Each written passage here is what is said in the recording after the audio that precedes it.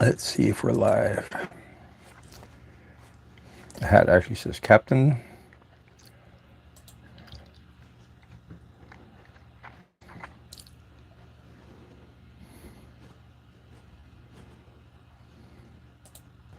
Hello, hello. Is anybody home?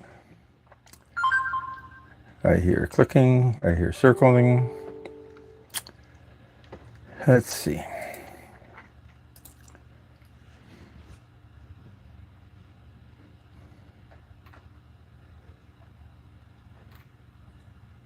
Hello, hello. Is anybody home? Okay, so we do have audio. Glad to hear that. Let's turn off the sound so we don't have echoes in here. Okay, so this is not sure why we're not having a lot of Wi-Fi on the boat here today.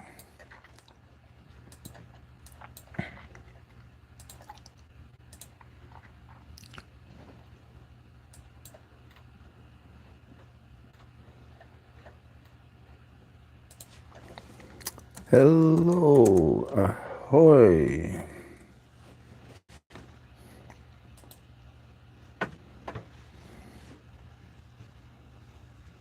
Hey, Once Upon a City, thank you for coming aboard so early in this little endeavor. For some reason I can't log on to my chat here to keep it up to date. So eventually it will wake up, I'm sure. But right now my computer is just going around in circles. So what am I doing here? So it's been a beautiful day. And I've been down on the boat cooking a couple of times. There we have. Okay, so the thing just woke up, and it's still not woken up. So maybe we'll move this computer. Hey, Pink TV, thank you for coming aboard. So we're starting a little bit earlier, pardon me, than usual because the sun is going to set at 7 today, and it's getting kind of dark, and starting out inside the vessel, inside the yacht. Hey, Spirit in the Sky Blue, thank you for coming aboard. Okay, so I think I see, let's see if I can see the chat over here. There we are. And see if I can. Am I signed in? Yes, I'm signed in. Okay, so let me add my little thing about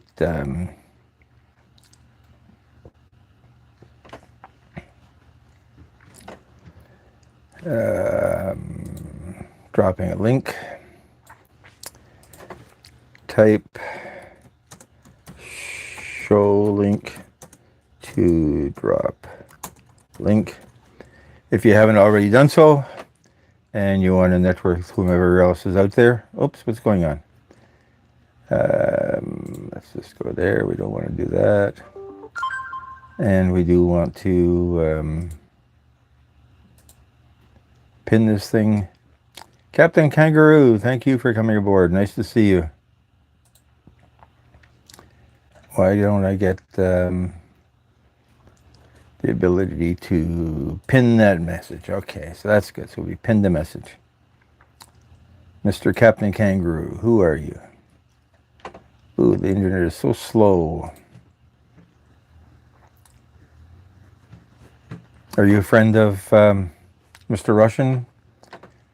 He brought a few of his friends last time we were having this much fun.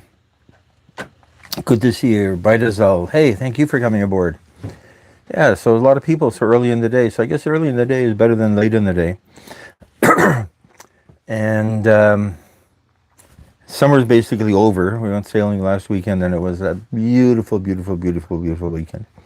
Didn't do a very good job of getting video of it. I'm not sure why. Partly because I couldn't see the back of the camera, and I was too worried about. Ooh, I just scratched myself. Too worried about staying clear of other boats. Although there wasn't a lot of boats. it's summer's over for a lot of people. The yacht club, the boats are coming out on the 22nd. I see boats coming out here already. Hey, Caesar Mocha, thank you for coming aboard.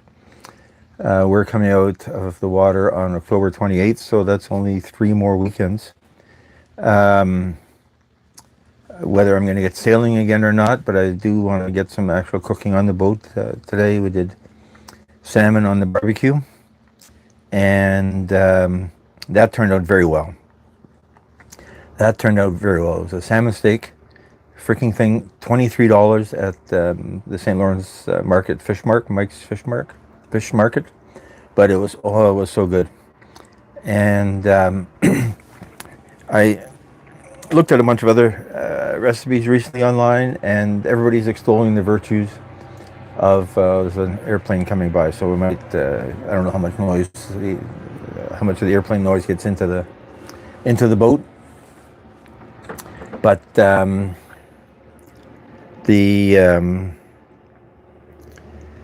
everybody's extolling the virtues of hello.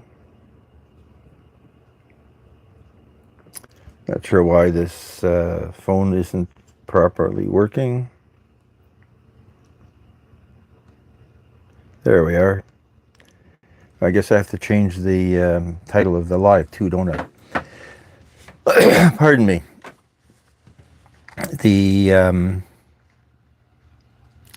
Mr. Russian, thank you for coming aboard. Thank you for sending your friends last time. I don't know if that you got your friends here already or not, but I always appreciate it. And because of that, I'm going to sit there and watch you play whatever it was you were playing. Grand Theft Auto last time. And even though I don't understand the game at all, but it's still kind of neat watching people. Once in a while we get Kayla Boo coming by. And she's a gamer, but she plays games with women as the heroines. And she's always got some neat dialogue going on to talk about her game. And anyway, yeah, so today we did, what was the thing? So people on the internet are all talking about how great Old Bay spice is.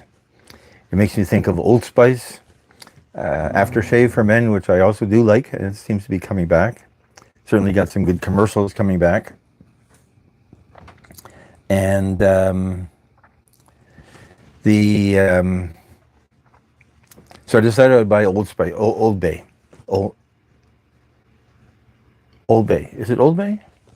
Let me just go look at what is this. Old Bay. It says...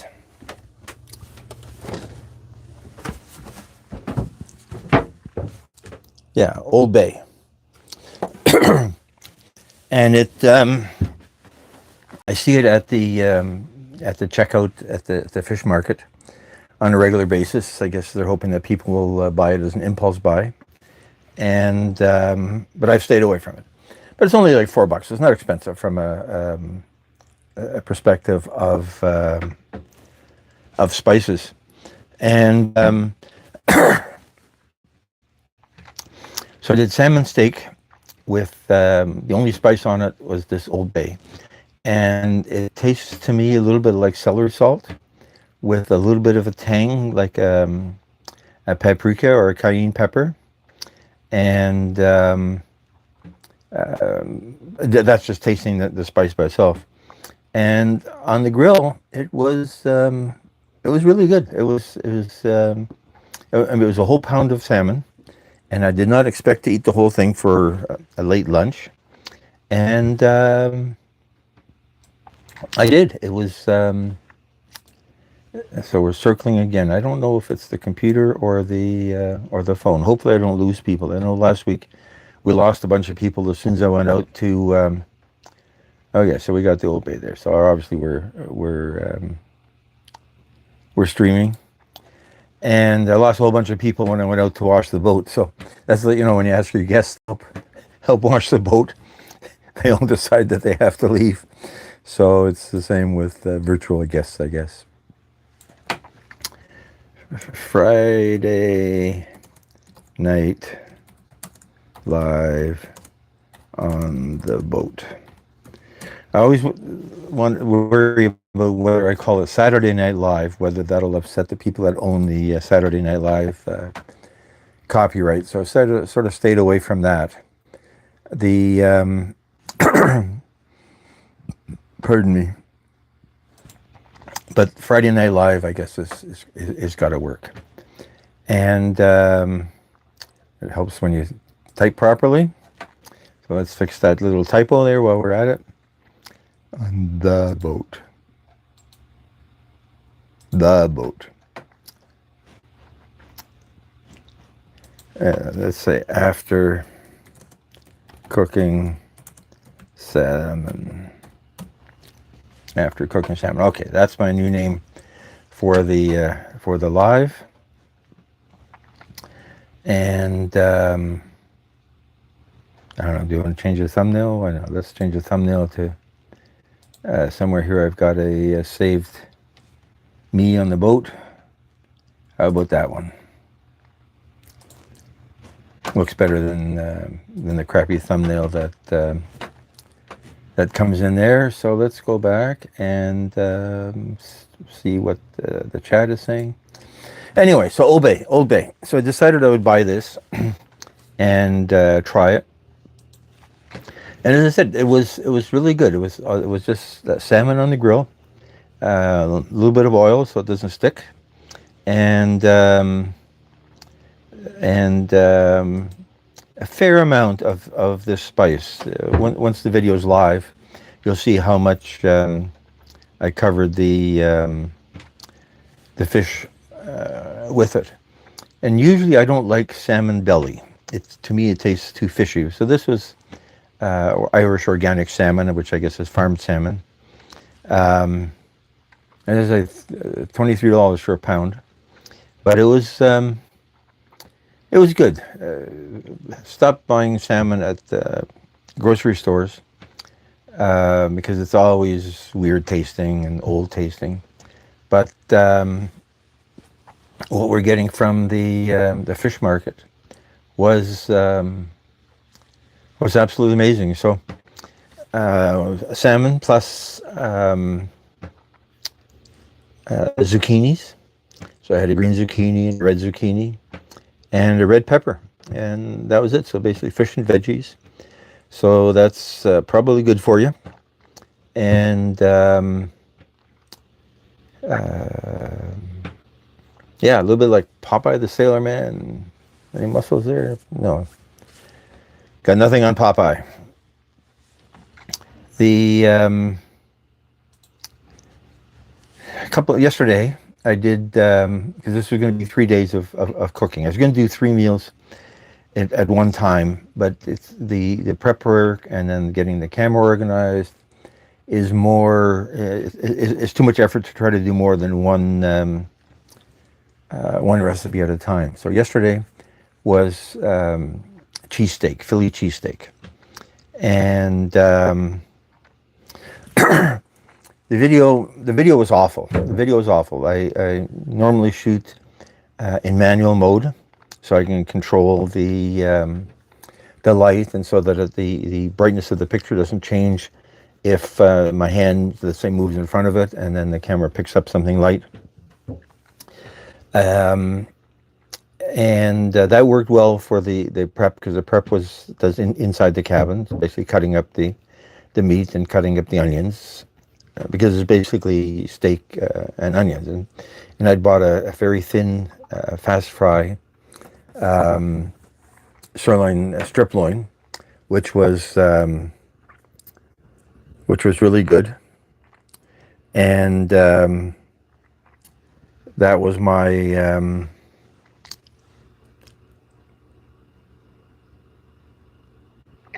my meat for this. I made too much onion.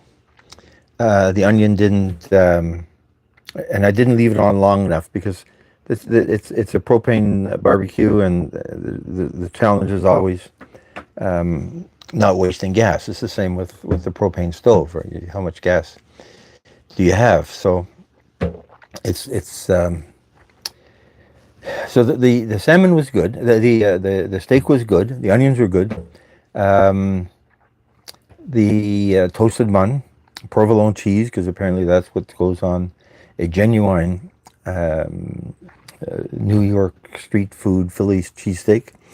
And then I added a slice of Kraft processed cheese because I like the color and I do like the taste. People say it's not good for you; it's over processed, but I like the taste.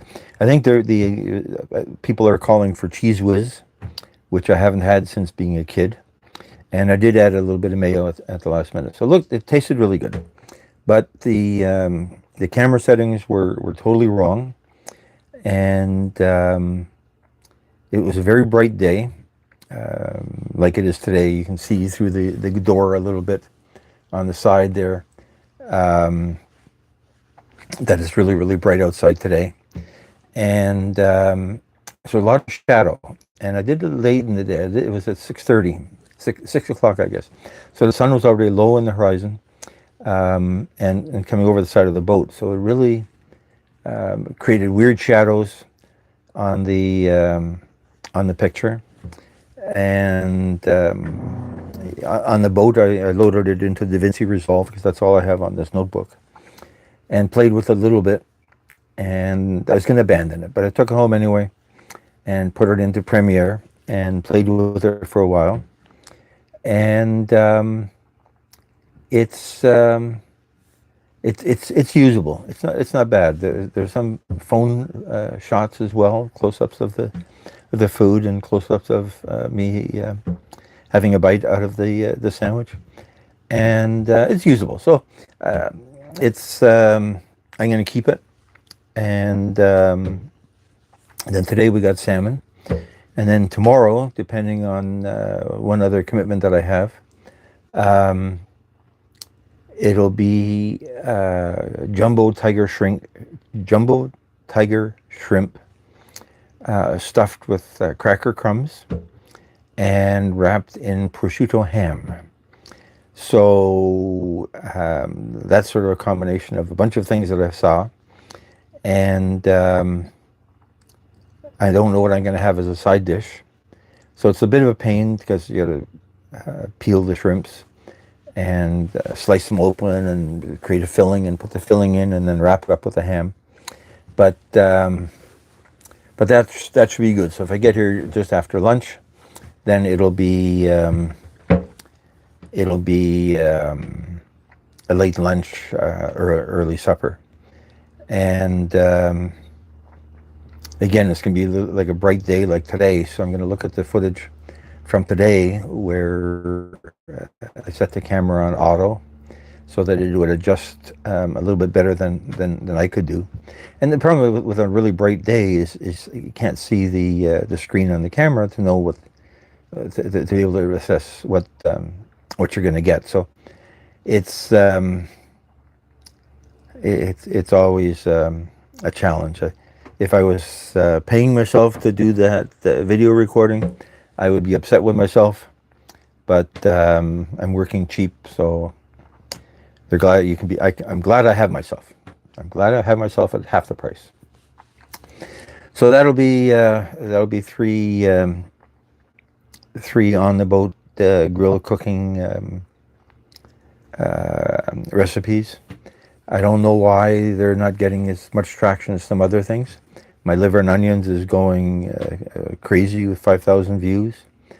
I'm very tempted. It's the best video I've got. The second best was the boat show walkthrough of boats at the Toronto Boat Show. And so this thing's got 5,000 views. Now, for some people, 5,000 is nothing, but 5,000 is the best I've ever had. And what I want to do is add an end screen or an end card, I think is what YouTube calls it, to invite people to click on another liver recipe, assuming that they like liver. But I'm afraid that if I make any change to the video or the metadata, then it's going to upset the algorithm, and that's going to be the end of my search, my viralness.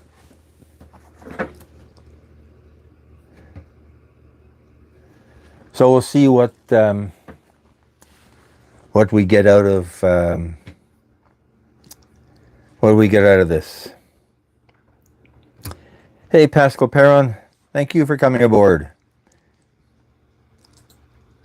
Let me go check your channel. Are you a creator or are you a visitor? Let's say go to channel.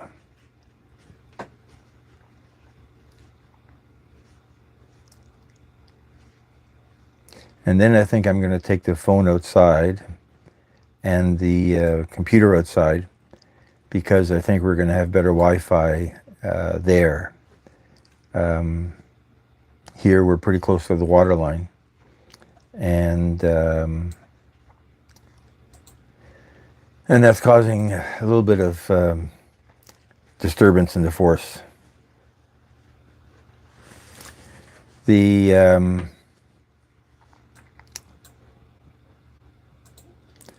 What I did, Mr. Russian, is I created a QR code of the show, so that it's easy to explain to people how to get there. QR code.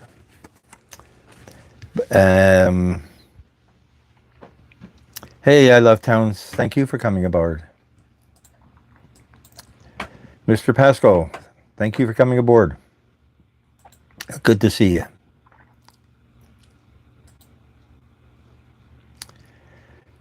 Yeah, so let me figure out how to take the charging for the cable out to the outside the boat for so we can sit outside for a while. As I said, it's going to be sundown at 7, I think 7:01, 7:02. Hey, Bob Smith. The QR code is for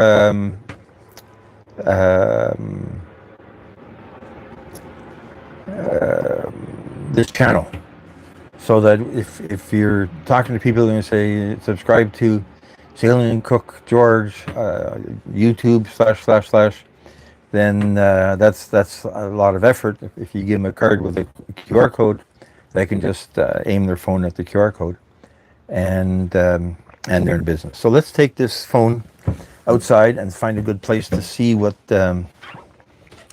we can see.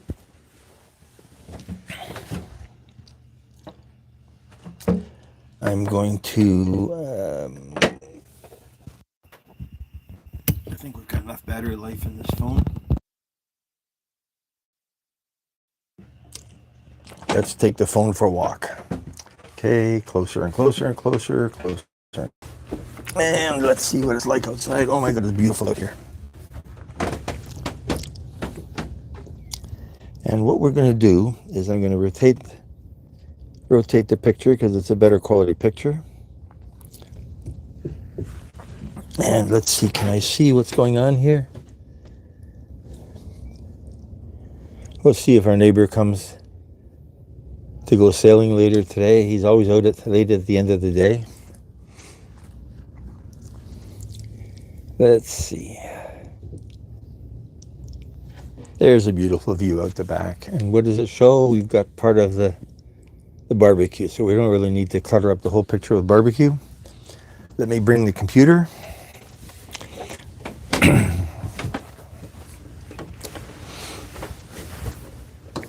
And get myself a bottle of water.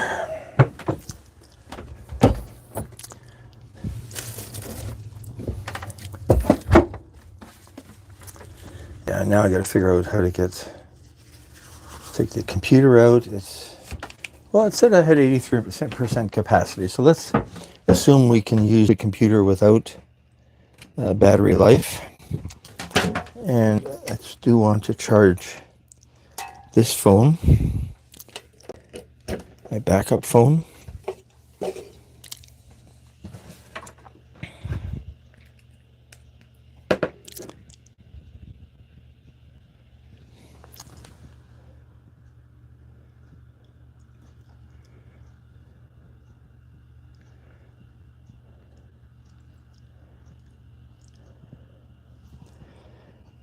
Not sure why that's not happy. Let's take this out. And what happened to that bottle of water? Oh, there it is.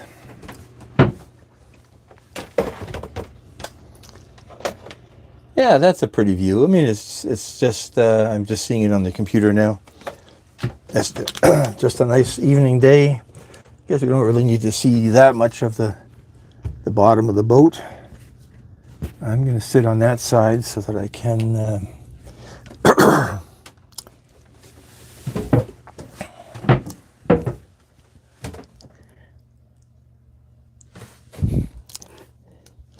let's take this out as well. We'll take all this power stuff and bring it out here in case we need it. Not sure if we do or not. The problem with all this technology is it all needs power. Okay, and let's get the computer out.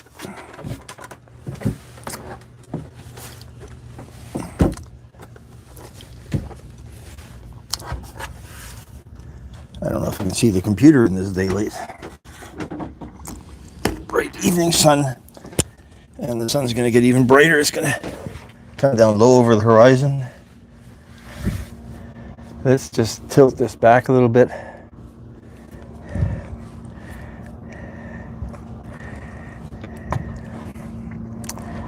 And yeah, I can't really see. We're going to have an airplane going by. Let's just turn this a little bit. There we are.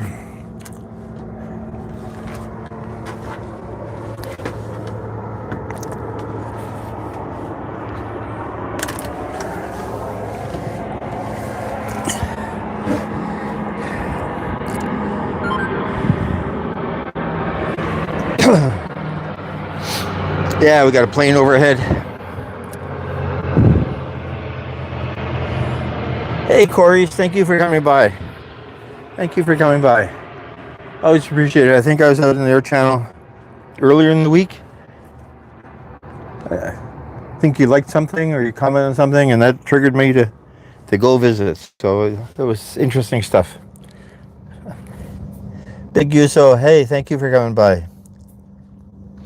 Yeah, Once Upon a City, it is beautiful. I was saying to myself, like this morning when I was planning what I was going to do, trying to take record video in this. Okay, that phone's happy now. So it was just a matter of not enough Wi-Fi in the cabin of the boat, and we're better off outside. So I was debating. I wasn't debating. I was planning to come out anyway because I wanted to finish my boat grill cooking. And I looked at the weather app, and it said sunny, sunny, sunny all day. And I said to myself, if it's that sunny, then the video it's got weird shadows and weird reflections off of stuff. So it. What's really interesting is that the phone is a better camera than my Olympus camera, which is not the most expensive camera in the world, and it's a still camera, not a video camera. This is being used as a video camera. But the dynamic range isn't as good as the phone, so that's really interesting. Now, the quality of the file is a huge difference. The phone file per minute of video is half the size of the camera file. So that means it's more compressed and the data is crappier data. But if it looks good, hey, Foodie's Vocation. Hey, somebody I can't pronounce. Thank you for coming by.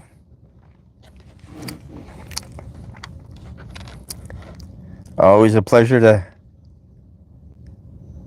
welcome people I've not met before.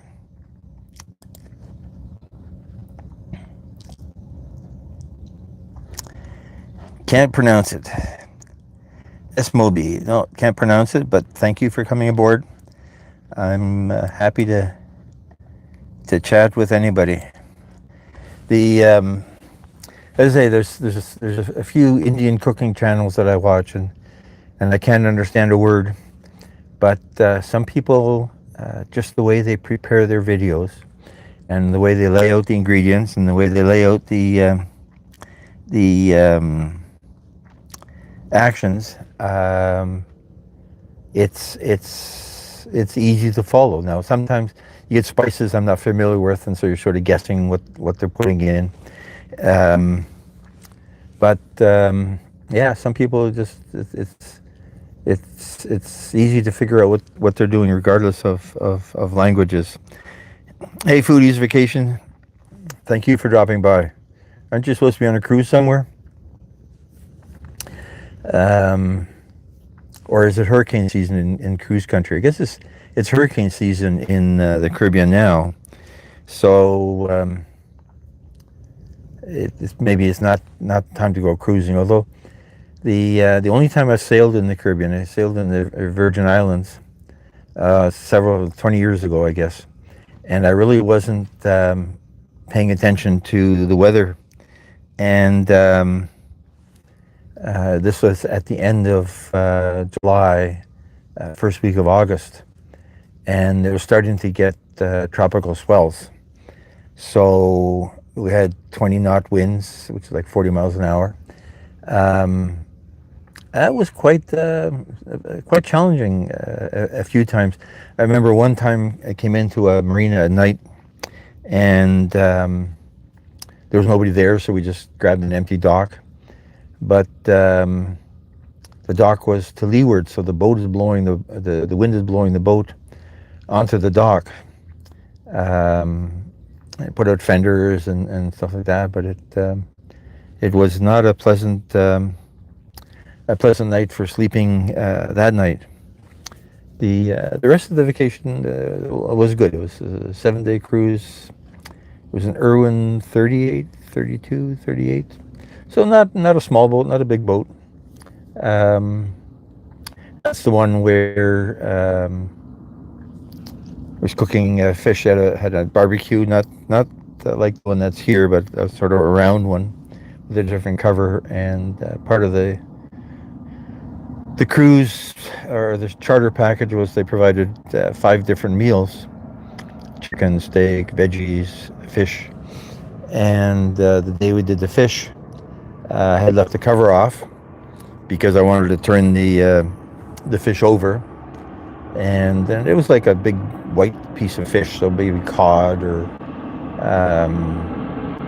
kingfish. I don't think it was kingfish because kingfish is smaller, but it was in the Caribbean, so cod is like a northern kind of fish. So not sure. Oh, that airplane's probably drowning me out, so I can cough without annoying everybody. And big piece of white fish anyway. So it's sitting on the grill, and I'm watching it, and suddenly a seagull comes down and steals my fish. So that was where we had that adventure with the seagull.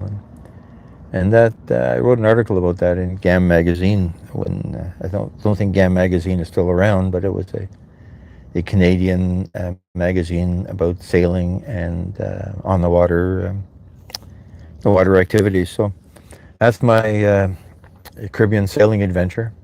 Never went on a cruise. Spent lots of time in Florida on the beach, in Fort Lauderdale, and Key West, Miami Beach.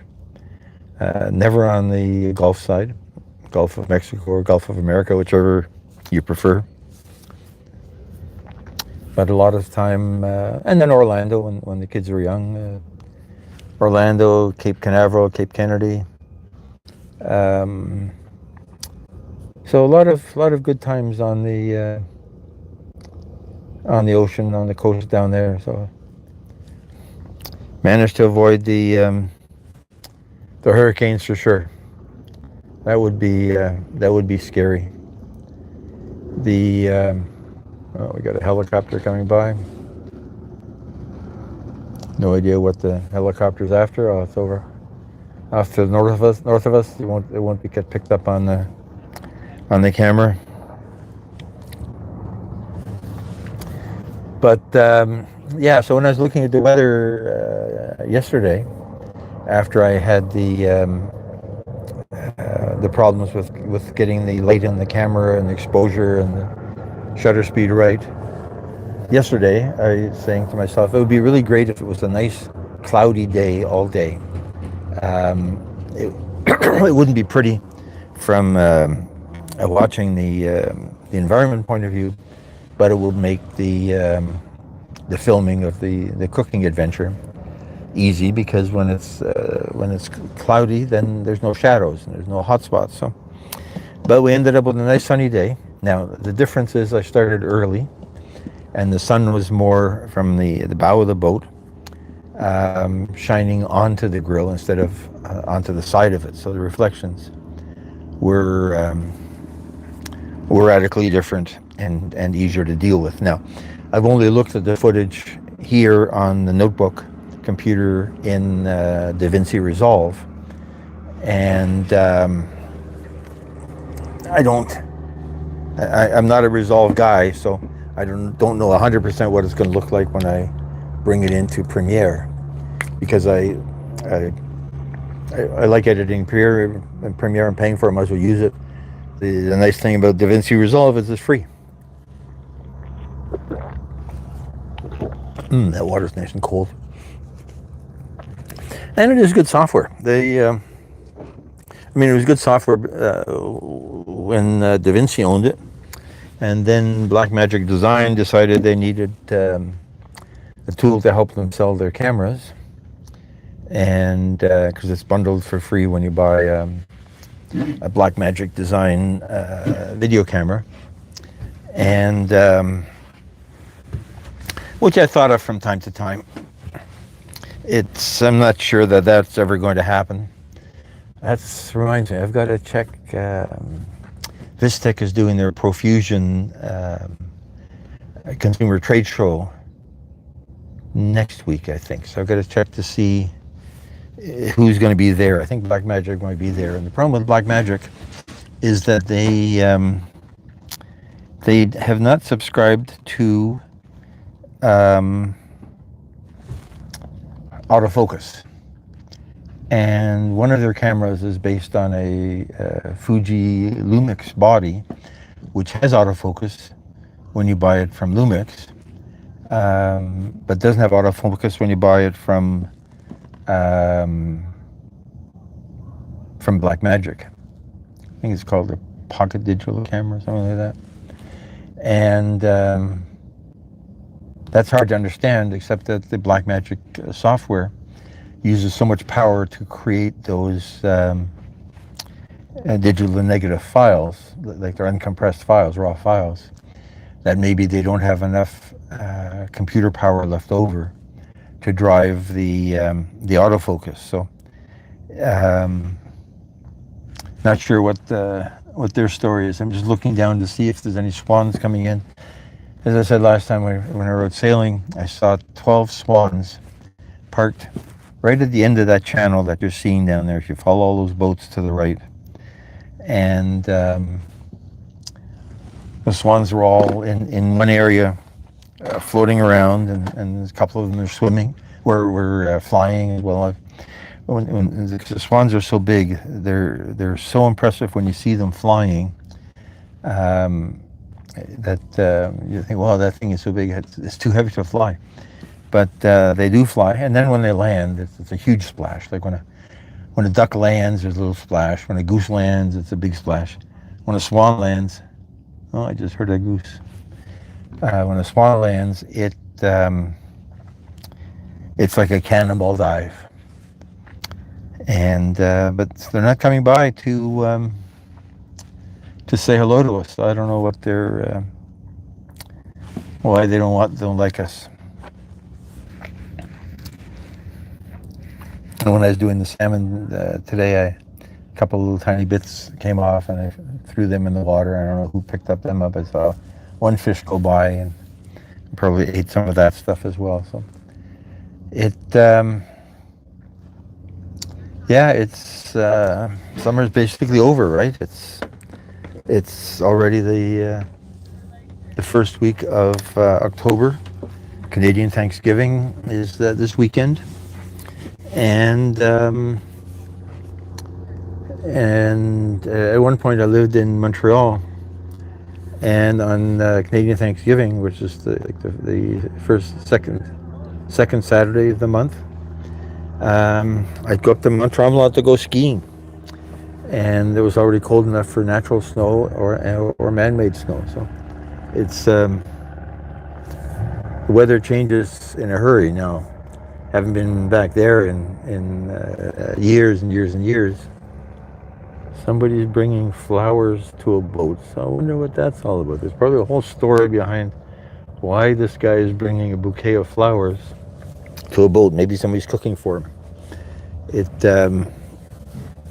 would be an interesting story to get the scoop on. I can't see whose boat he's going to, so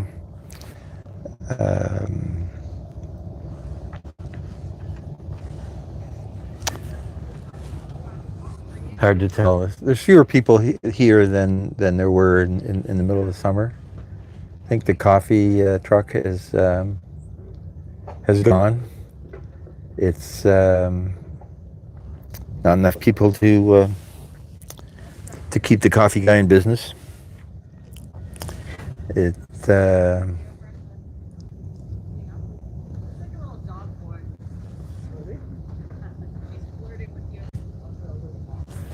But I like being out in a bit of a secluded place here, as opposed to downtown Toronto. Like once upon a city, Mr. Russian will know, like where Marina Key West is, or Marina Pier 4, next to Ontario Place, next to Harbourfront.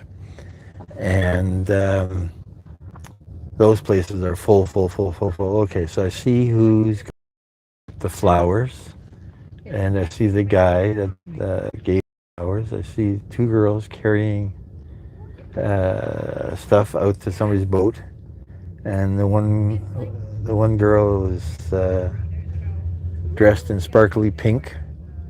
I was going to say Taylor Swifty pink, high heels on a boat. I'm sure that's not going to work, but that's okay too. So somebody's got a birthday party. Somebody's got a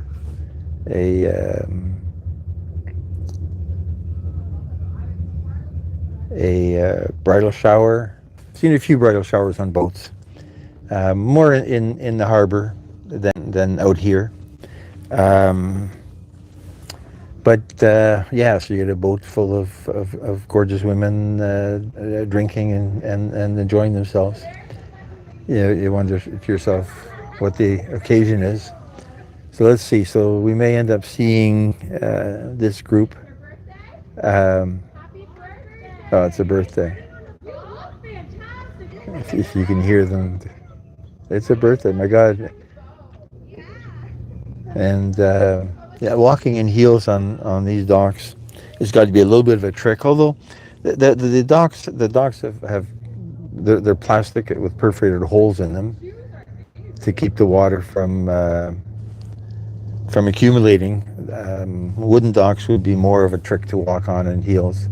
Oh, I think she just took off the heels. So here we got a play-by-play of birthday party on a boat. Okay, so they're not on the Chris Craft. They're not on the so there's a small cruiser right behind us. They're not on that. Okay, she's taking off the high heels. Let's see what boat they're on. So there's a big cruiser right across the fairway. No, they're not on that one. They're working their way down the dock. They're approaching my friend's Far 40, guy that broke his foot and hasn't really sailed all summer. Met him on the beach a while ago. So they're not on that one. So where are they going? Maybe there's a couple of huge cruisers at the end, 40-footers, so they could be on a party boat. Hey, Colleen's Corner, thank you for coming aboard. Yeah, I think I was out listening to your shorts a couple of days ago. Oh, I see more people in high heels, so no, that's not high heels. No, they're still working their way down the down the dock. So we're not going to be able to see who's in the party boat. Here's somebody all dressed in white. No high heels though. Yeah, too bad. Anyway, it is a beautiful evening. It is a beautiful evening. We're just talking about what looks like people having a birthday party on a boat further down, on a yacht. Come down to my yacht and we'll have a party on the yacht. They don't have enough room for enough people to have a decent party or to actually call the thing a yacht. It's just a boat. Yeah, it's kind of neat. You know, people enjoying themselves. At the worst, we're going to get disco music at 5,000 decibels coming across the water. But this marina is pretty quiet, you know, compared to the downtown marinas, the Pier 4 and the Marina Key West, that are more party environments. We're pretty quiet here. You get all kinds of noise, but from it's an industrial area and there's a few noisy things in the area, but outside of that we're pretty good. And there's a seagull going overhead, but he's not talking to us. Hello, seagull. I should have saved the piece of that salmon. We could throw it to him, and then we could have seagulls coming by to visit us.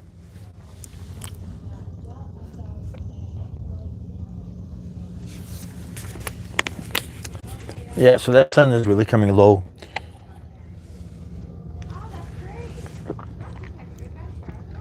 And this is when I'm just having a sip of water. This is when I tried to record the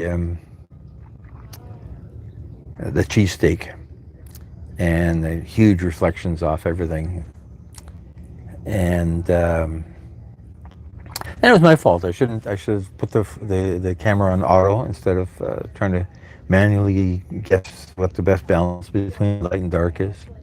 The camera's computer would have done a better job.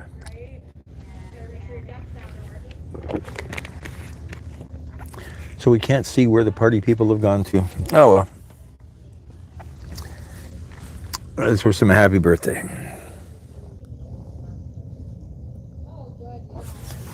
Hey Quintel, thank you for coming by. I haven't seen you in a long time. And I apologize, I haven't been to visit you in a long time. So let me make a note to myself to drop by when all this is over, while I'm trying to start editing the salmon video. I can do that on one screen, and I can watch a couple other lives or videos on the other screen. So it's a good way. You can't do that on a phone. That's the downside of a phone. I hate phones. I mean, I love phones, but I hate them from the point of view of managing a live, or from the point of view of editing anything. So yeah, I see two boats, three empty docks now. So I guess 3 boats, 3 empty docks, 6 boats have already been pulled out of the water and put on land for the winter. So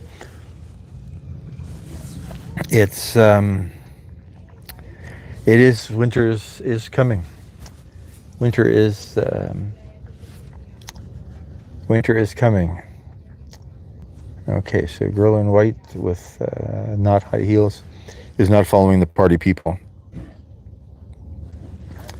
Even the water looks so calm. Like the flags aren't moving, so this is not a sailing day.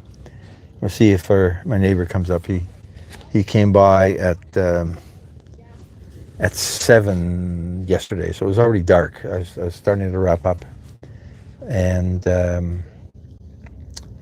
he went out for a motor. Didn't have enough wind, so I guess he just wanted to get out in the water to see what he was doing.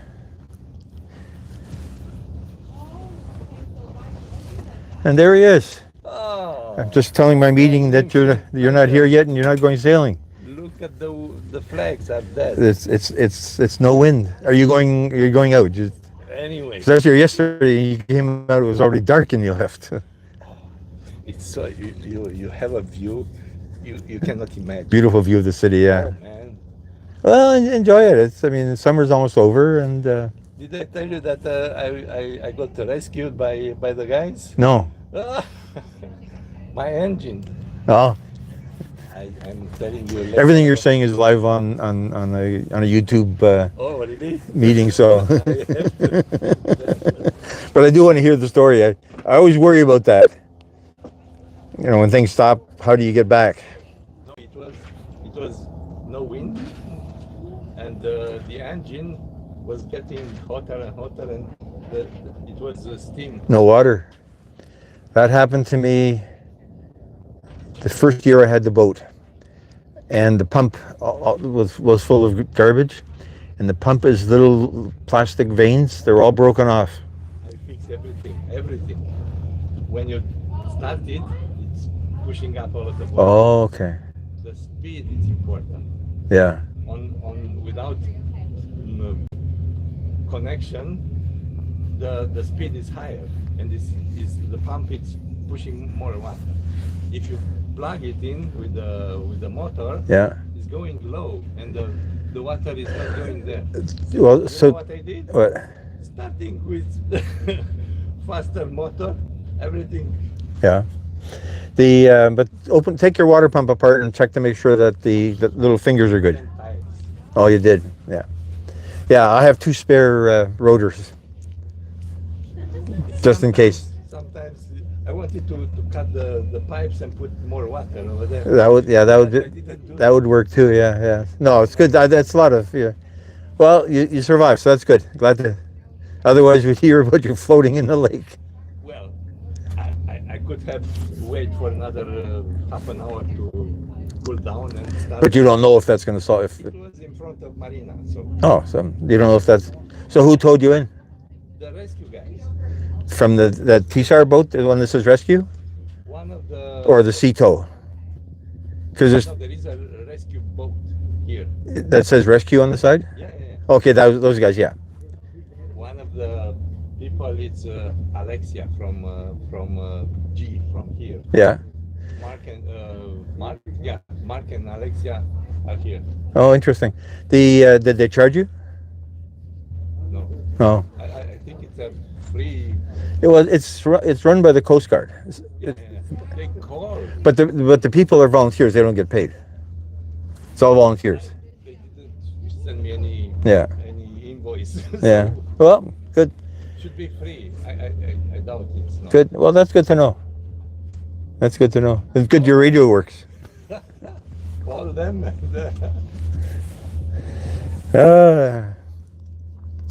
Well, I hear just talking about boats with a bunch of people, so waiting for the sun to go down.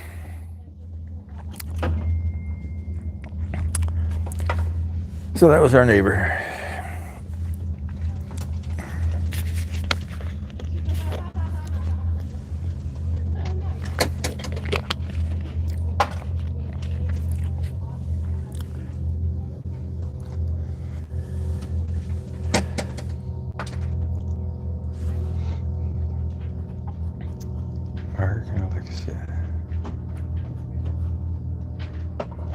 So I should go talk to those people that he was mentioning.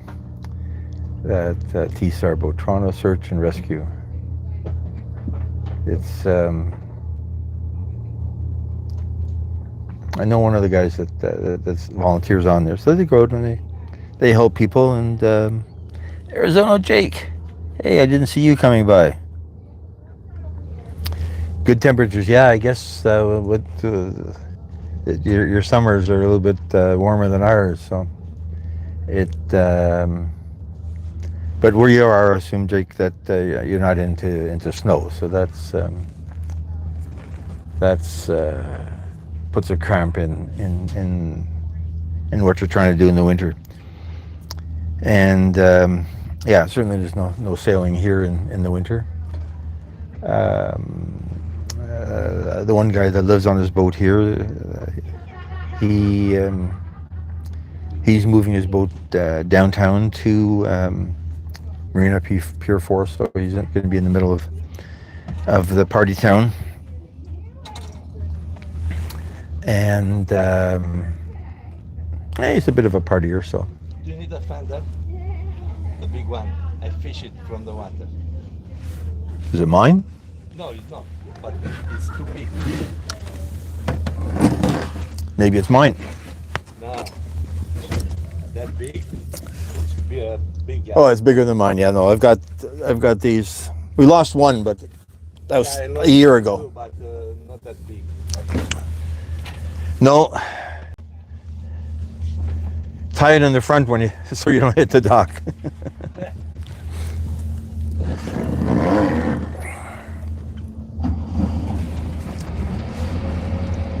Sounds good. Watch the water. See, the problem is I can't see my water. My exhaust is under the water.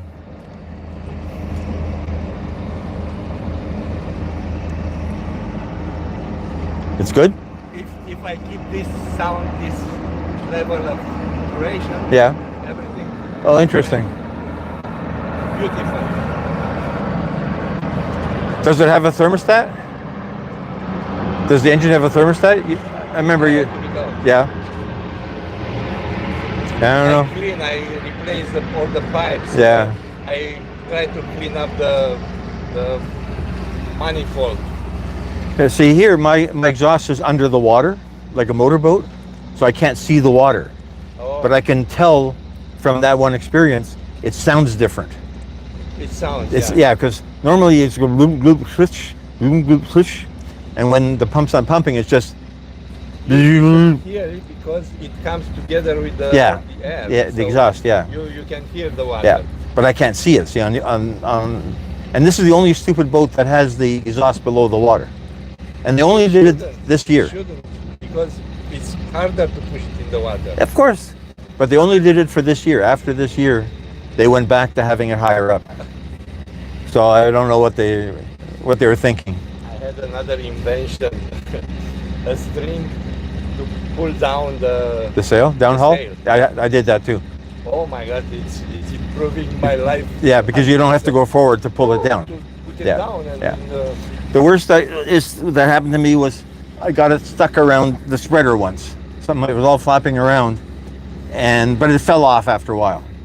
But yeah, I did that. It's the green line that goes up to the top of the mast.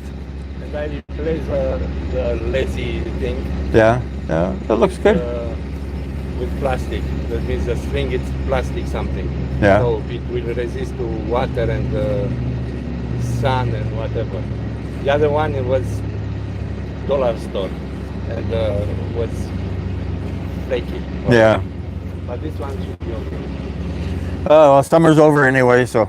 No, it's one more month. 31st of November. Yeah? Yeah. Oh.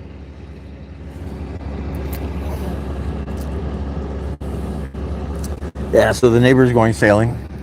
Well, he's not going sailing because there's no, there's absolutely zero wind. You can see the flag on the back of the boat. But as you just said, once you're out out of the marina, and you're in the harbor or on the other side of the Toronto Island, it's such a beautiful view of downtown. And if you're out at night, then you get all of the lights in the city, and it is a beautiful, beautiful, beautiful city. That and being on the water is a perspective that most people never see. And the buildings are lit up. Like if I remember Miami correctly, like Miami has a lot of buildings that are lit up, and it's a really pretty view from the waterfront. I think that's the only coastal city that I've been in at Or night. what? Bon voyage. Yes.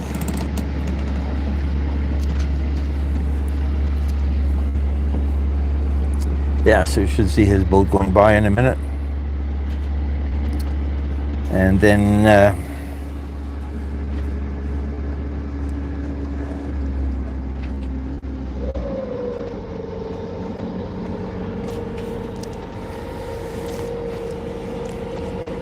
Yeah, it's a nice boat. It's a bit older. He was saying he had the engine problems.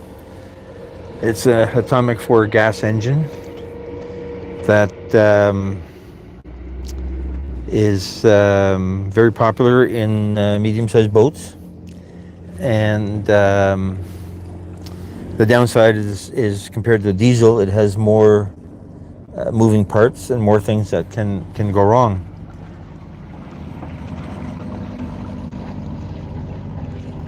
Yeah, he's got water. So he had the way boat motors work, because there's no radiator, so it has to cool somehow. So they all pump water through the engine, or a heat exchanger on the engine, and the water comes out through the exhaust pipe, so it cools off the exhaust as well. And so when the water pump dies for whatever reason. Hey Imelda, thank you for coming aboard. Haven't seen you in a while, but I think I was in your channel last week.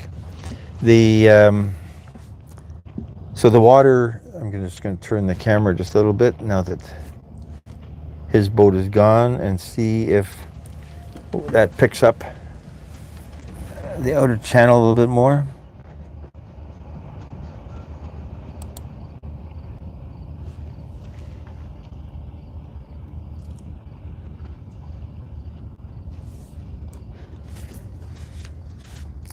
Let's see where that is.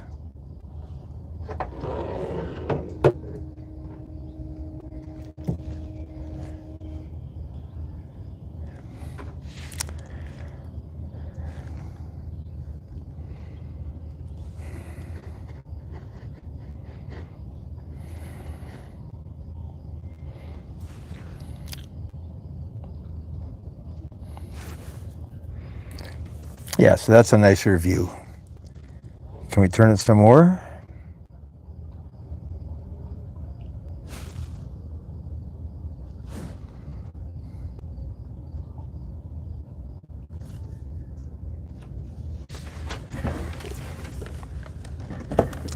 Let's see what that looks like.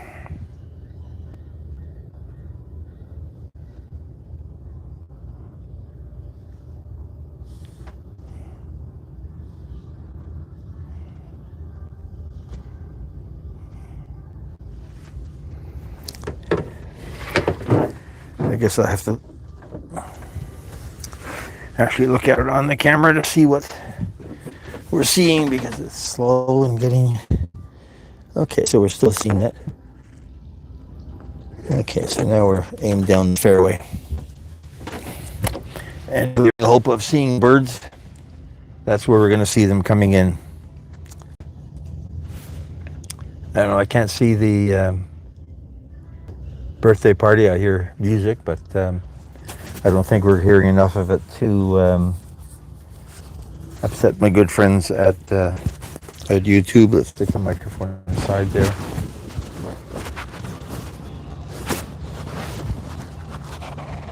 We'll see what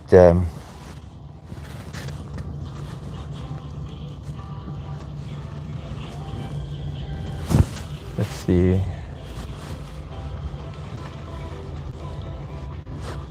Somebody's got a loud radio going there.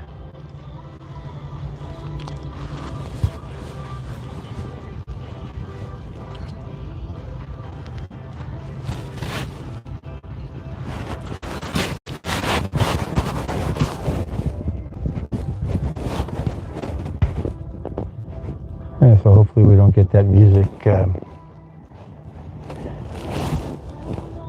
going on for the rest of the evening, because that's going to annoy.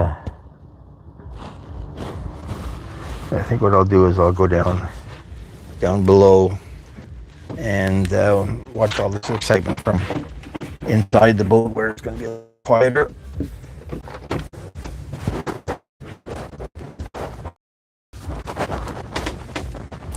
Let's see what we've got down here. Yeah, it's quieter already. and I can still see what everybody else is seeing by watching the chat on my computer. So now we're not going to have YouTube getting upset at music. So the neighbor's gone sailing. What else is there to say? What do I see? I don't see very much of anything. I see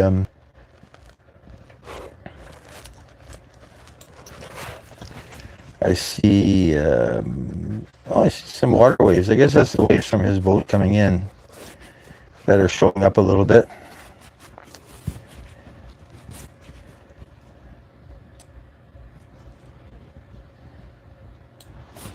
Yeah, so the music has gone to the extent that it's not going to upset anybody. I know when was it Once Upon a City was in a place with music, shutting off a microphone to avoid copyright strikes. So none of us need that, but it's part of the environment. So there's not much you can do about it. So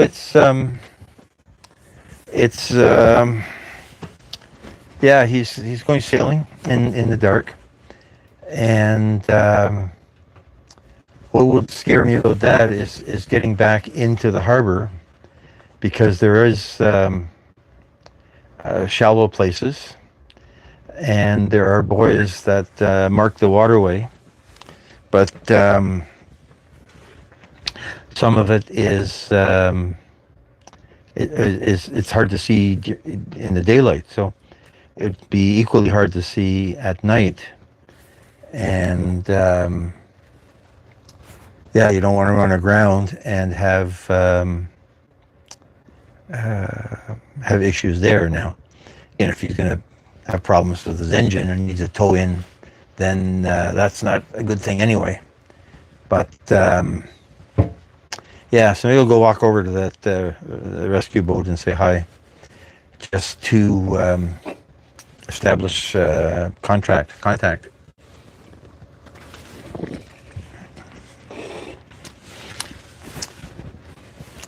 I can't remember who came on board once that was a sailor, and we talked about sea tow. In the States, there's a company called Sea Tow. We have a company called Sea with a C for Canada Tow, and Towboat, and they have Towboat USA or Boat USA. So there's a bunch of people that do provide emergency services for boats, but it's hard to know what to do when things go wrong. So always a little bit of a fingers crossed and a little bit of planning for your backups. He said he was thinking of pouring water into his engine intake to cool it off so that he could limp into the dock. And yeah, that would be a bit of a challenge as well. What else is there to say? So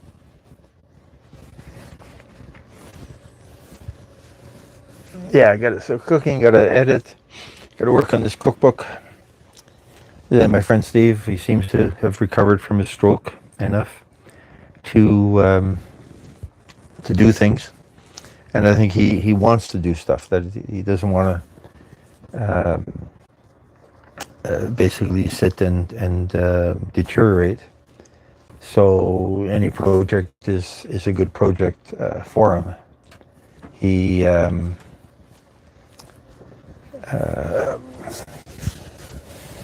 He's got some good ideas on how to build the cookbook project, and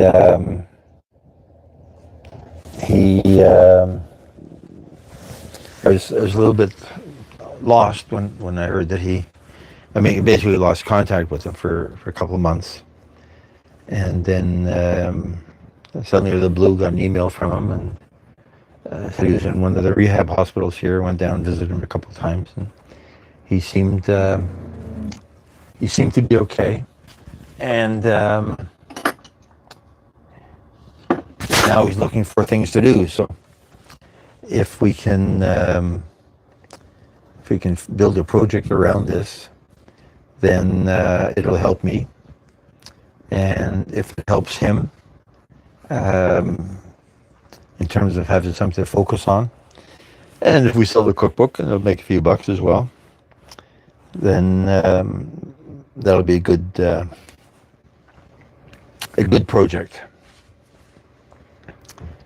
Then the problem with that is you got to sit down and start writing, and I don't know how many words to write for each recipe. You look at other cookbooks, and especially the cooking blogs, and there's the whole story. If I look at a liver recipe, for instance, then there's a whole story behind why liver is good for you or bad for you, or why people don't like liver.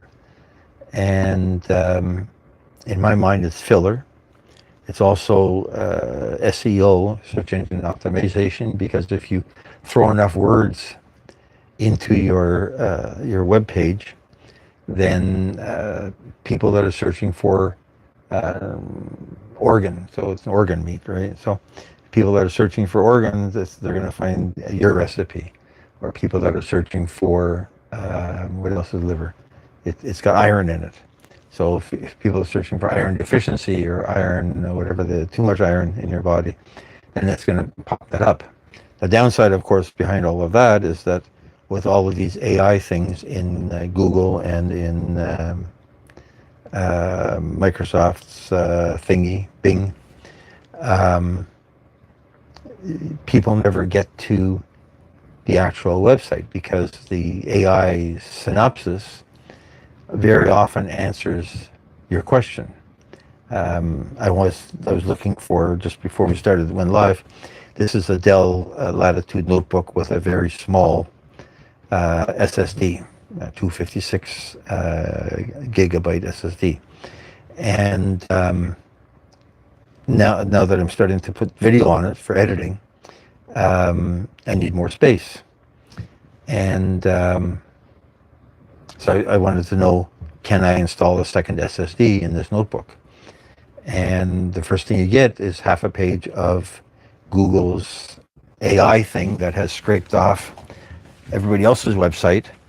And from that, it's come up with a summary of information that may or may not be valid. This is the first thing.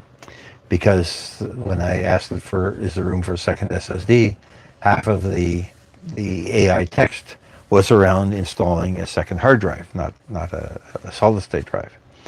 And but the people that wrote the articles about installing upgrading the SSD on a Dell notebook, they're not getting any of the web traffic from the Google search. Now, they're not paying Google, so it's a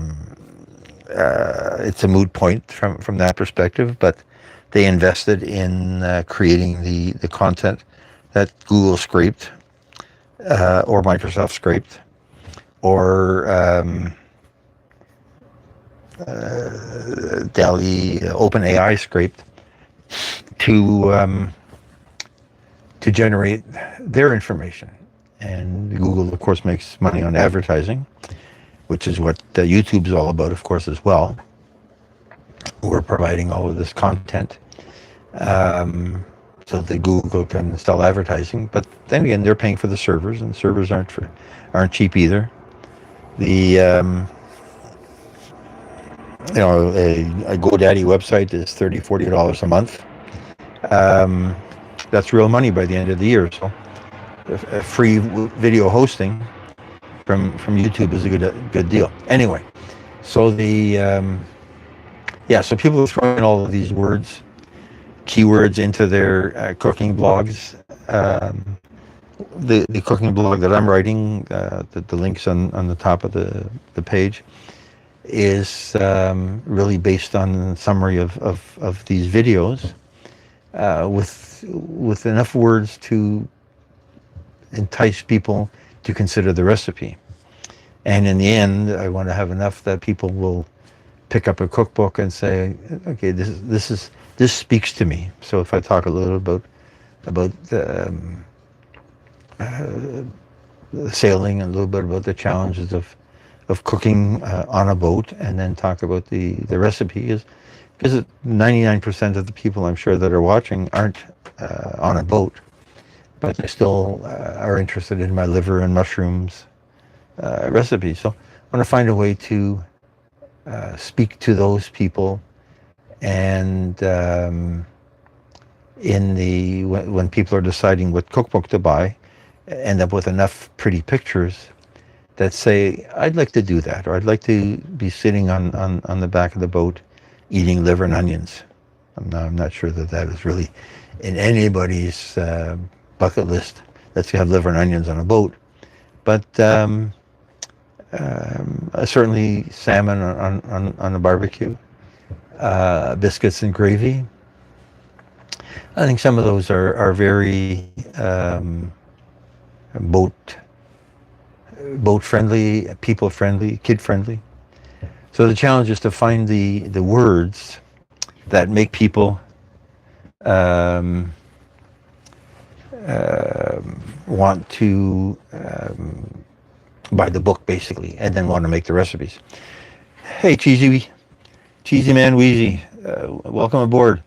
I'm on Lake Ontario, on the shores of Lake Ontario in Toronto. So that's, depending on where you are, that either makes sense or doesn't. But no, it's a lake. We're close to Toronto.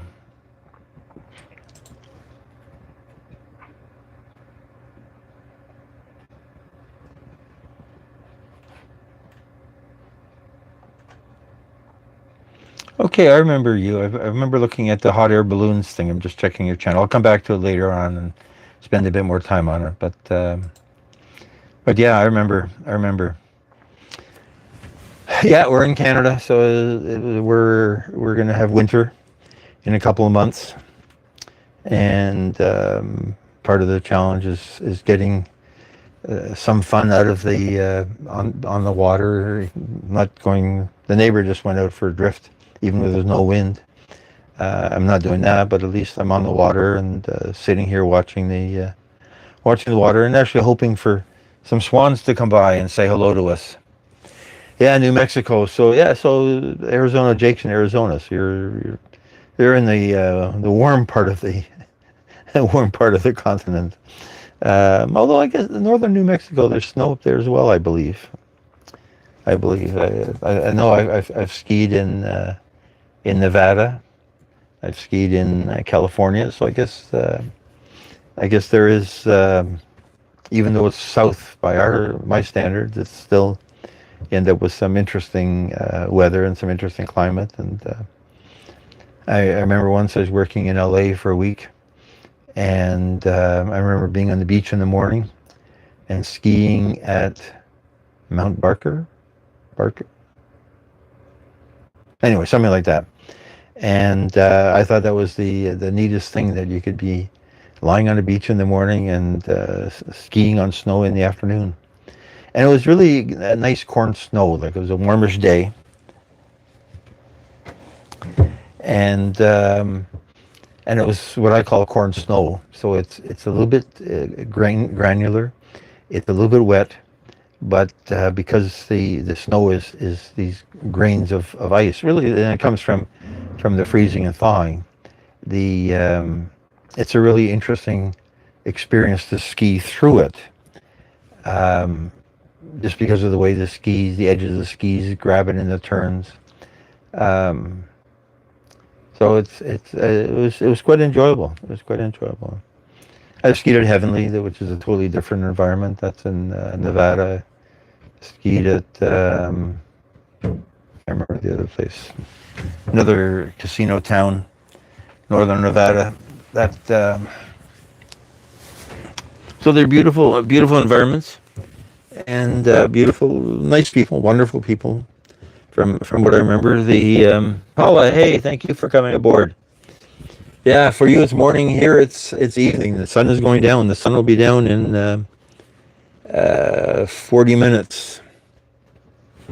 if I remember correctly. So glad to have you come aboard, and always love to see you. Love to see you. Love to see your content as well. People should visit Paula. She's got some nice stuff. I think the channel is called Life of Paula, but beautiful beautiful adventures. The yeah, cheesy man. So it's yeah, never been in New Mexico, never been in Arizona.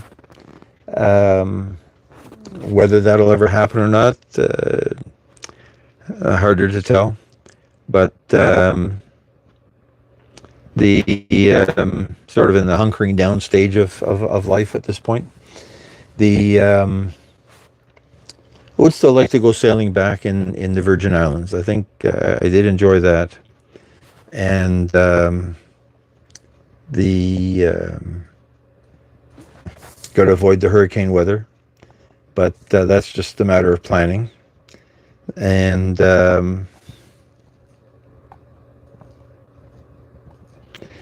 it's I guess if you know in advance, then you know you're not going to go down as the weather gets worse. The thing is, as the weather gets worse, everything gets cheaper because nobody else is there, right? So there's no demand for boat charters in the middle of November, middle of October. Grand Canyon. Yeah, I did go to the Grand Canyon. I have seen the Hoover Dam. Well, for a while ago, I was looking for. I had some pictures of it. Those were the days of digital film cameras. So, and I can't remember what I did with them, but yeah, I've seen the Grand Canyon. It was interesting. All the photos you see are very colorful, and in real life, it wasn't that colorful. Now, part of that is also the angle of the sun, and if you're looking west when the sun is in the west, then you don't see the beautiful colors on the rocks. So, but that was kind of neat. I drove from Las Vegas to San Diego at one point. I was at a trade show in Las Vegas, and then spent a few days, I guess a whole week, in between San Diego and LA, and that was a beautiful experience. Not so much in San Diego, but through La Jolla and then up the coast to LA. I would do that again. I thought Long Beach, the Queen Mary there, that was an interesting thing because I like boats, right? So, walking through a boat that had all kinds of history and stories behind it as well. That was definitely a memory maker.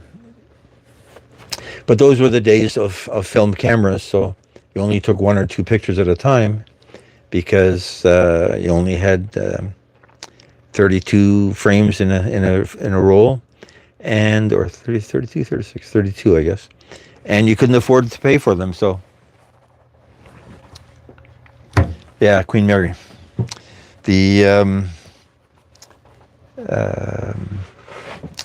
now you go out and last sailing trip, you set the camera on the high-speed shutter, and you get 10 frames a second, 20 frames a second, and then you go through, and Newport Beach, yeah, I've been there.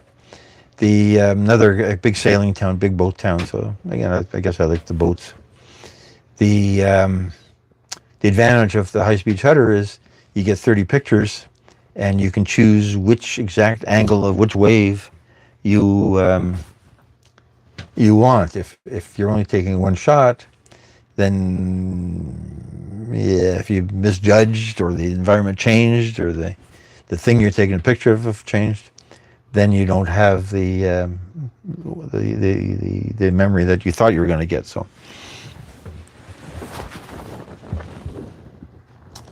Oh, the Cyndi Lauper music has gone, so I think I'm going to come back outside, find myself another drink,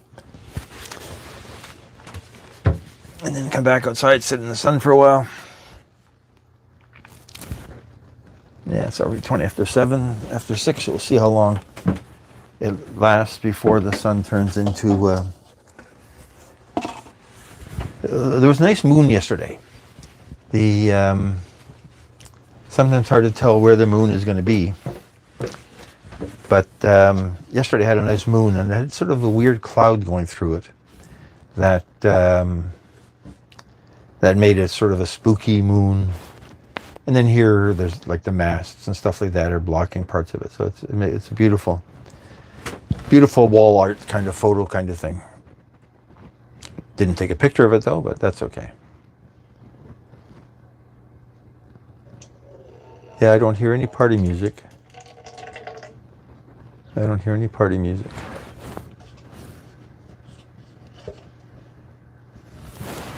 So that's, I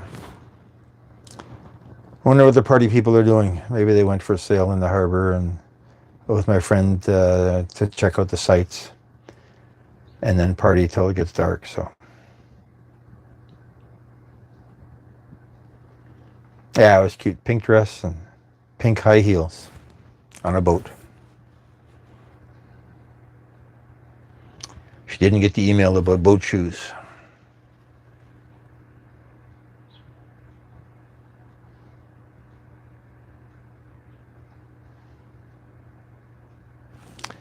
Let me just clean this up in here a little bit.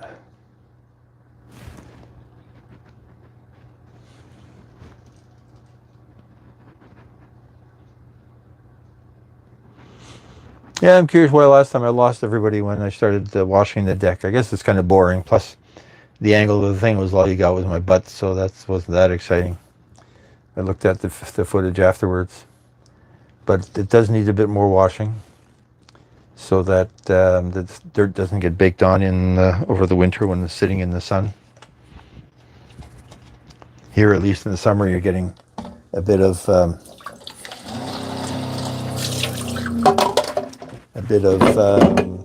rain washing the crud off. So let's put this back together. There we are. I find myself I guess that water's still cold enough.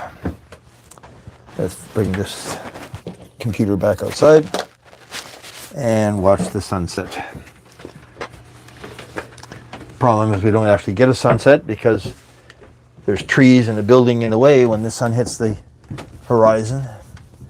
But we'll get as close as we can. The sky is turning a nice yellow-orange.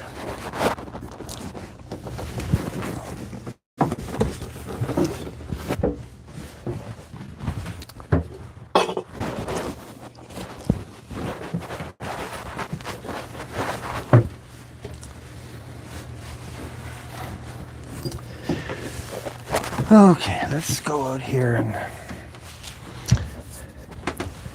I'm just going to move this camera just a hair.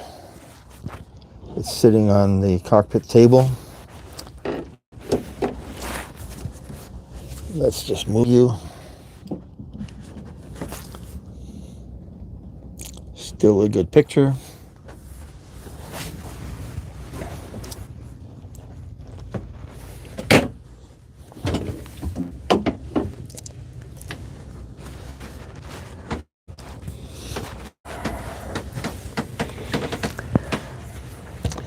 And let's join. I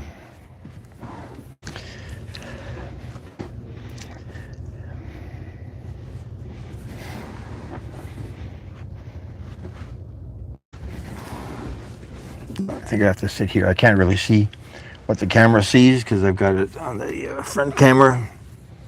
I'm not sure why I'm bothering. I should probably just change it around and I can see what I'm doing. But then again,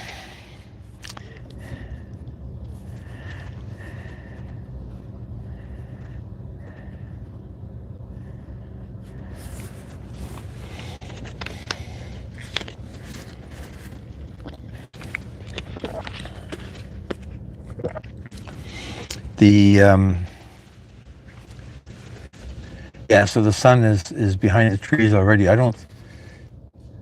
There isn't 15 minutes of sun left, so obviously the Weather Channel was optimistic that the sun was going down at 7. It's 6:30, 15 minutes. That's 6:45. So it's we'll pull the plug on this when it gets too dark to see what we're doing out here. I have never dug for mussels. I've never dug for clams. Yeah, so I guess say I like the water and everything about the water, but there's a lot of stuff that I haven't done. We don't have mussels or clams here. We have zebra mussels. So zebra mussels are tiny, tiny, tiny mussels that came in on a ship, and the environmentalists either blame a ship from China, a ship from China, or a ship from Russia. No, we don't get many of those in either case. More European ships than Chinese ships inland here. But they're little tiny mussels. They're about as big as your little finger, and they have little stripes on them. And we're fresh water, so they obviously like the fresh water, and they grow like hell. And I remember one year, over the winter, I left a rope hanging off the end of my dock in the water because I hadn't cleaned it up properly. So we came back in the spring, and this piece of rope was covered in zebra mussels to the extent that you couldn't see the rope anymore. And there's not much you can do with them. I'm just looking at that's really neat. A vapor trails of a plane from Pearson Airport, so that's to the north of us, the big international airport, and a small propeller plane just came in. We're on the glide path to Toronto Island Airport, so all those planes are there. And this little plane just flew through the vapor trails from, I can't tell what it is. I need binoculars to see if it's 4-engine, probably 2 engines, heading south. But the angle of the sun is it's making the vapor trails glow, and you see little undulations in them. So it's really, really neat. And of course, the conspiracy theorists are all talking about chemtrails and how we're being slowly poisoned by whoever it is that is in charge of whatever it is they're in charge of. But that was kind of neat to see a plane fly through another airplane's vapor trail. Well, not fly through it, but way below it. Like the jet would probably be at a couple thousand feet by now from the airport, and the plane flying in here is at a couple hundred feet. So it's they're not going to run into each other.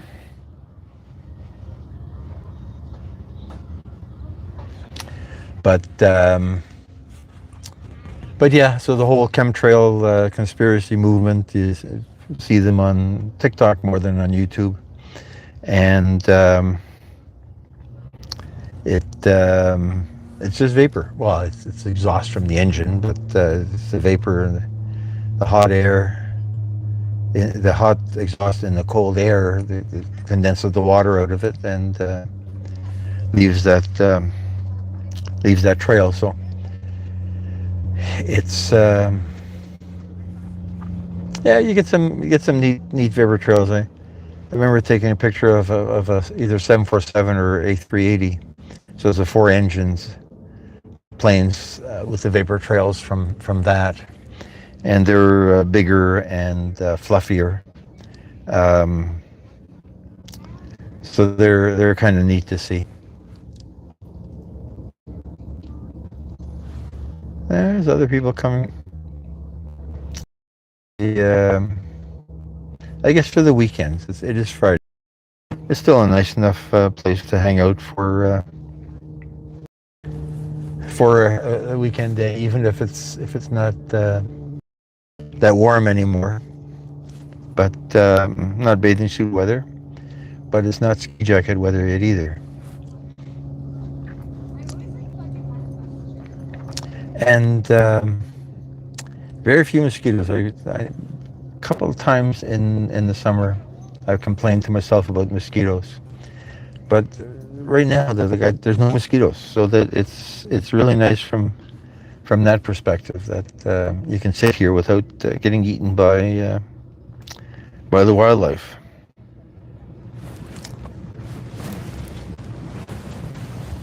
A couple of boats going by at the end of the harbor. Whether they're birthday people or not, you can sort of see them way in the distance.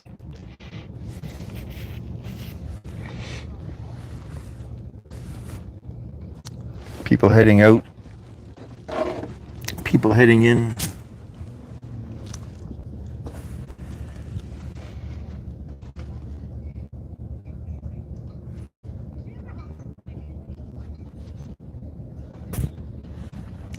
Some of the trees are starting to lose their leaves. And the leaves are starting to turn reddish, so all end of the year things for us up here.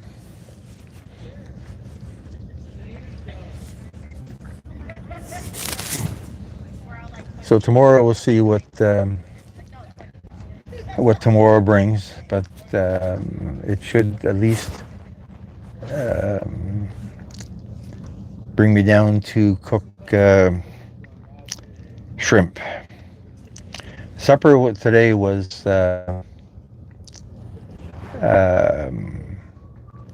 salmon on the barbecue, and I'd wanted to do that. I'd done a salmon tail, but I wanted to do a salmon steak, like the shape of a salmon steak. I'm not a fan of belly, the belly part of any fish, but on the barbecue, and I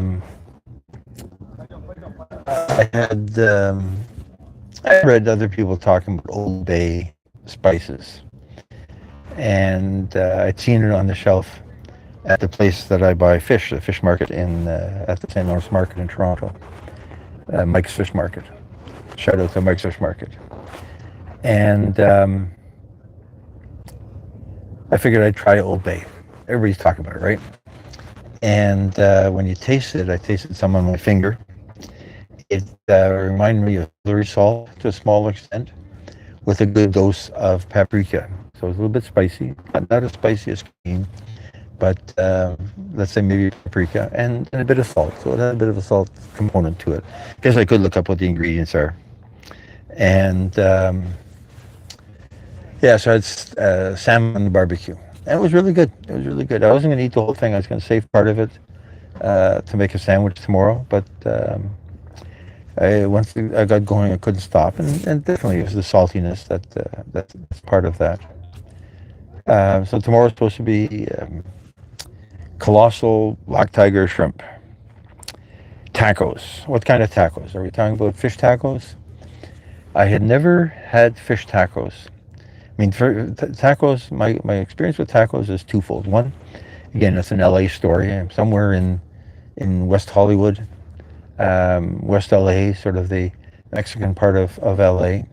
And I'm walking off to some office somewhere, and I stop at a roadside taco stand, like a little guy on wheels. And I'd never had a taco in my life. And I said, I got to try this. And it was wonderfully good. It was wonderfully good. I mean, part of it is eating out in the open air, and when you're a tourist, you end up with, your mind is working at a different level. But that was really good. And then after that, it was basically Taco Bell. And some people will say Taco Bell is not real food, but it's around. And then I've told this story before. So during COVID, I did a lot of photography for Uber Eats and DoorDash. Did 1,000 restaurants and probably took 20,000 pictures of food over a couple of years. And it was interesting because they weren't letting anybody else in the restaurants, but they were letting people like me in because we were facilitating food delivery when that was all that you could get. And ended up in a bunch of taco restaurants, Mexican restaurants, taco restaurants. And half the time I would get the leftovers from the photo shoot. Sometimes we'd take pictures of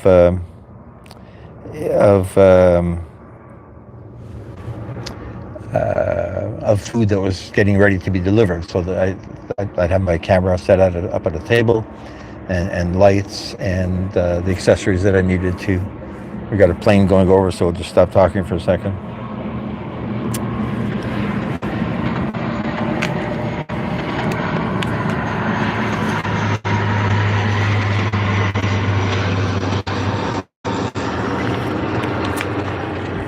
Noisy little plane.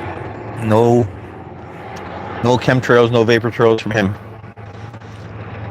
So sometimes we'd photograph the food that was actually going out, and they'd have to arrange so it looked pretty, as opposed to send it out for delivery by Uber. By the time it gets there, it's all mushed together anyway. So I ended up with a lot of leftovers. And one place was fish tacos. And I don't know what kind of fish it was, tilapia or whatever it was. But it was a great taste. Now again, if I'm eating them at the restaurant, they've just come out of the fryer, just come out of the kitchen, it's still nice and fresh. Once it's sitting in a delivery guy's backpack for 20 minutes, it's not really the same.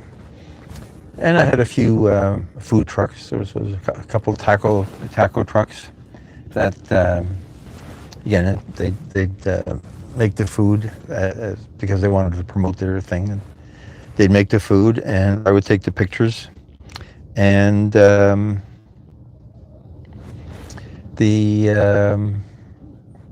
assumes that people, that the promotion worked. I mean, the reason Uber did this, Uber paid us to do this, was they wanted the business. And if the food looked good, then people would click. And if they clicked, then of course Uber gets paid and the restaurant gets paid. So it was a sort of a circle of life kind of thing. But yeah, so I ended up with a lot of food that I might not otherwise have eaten. Some quite as happy if I never ate it again.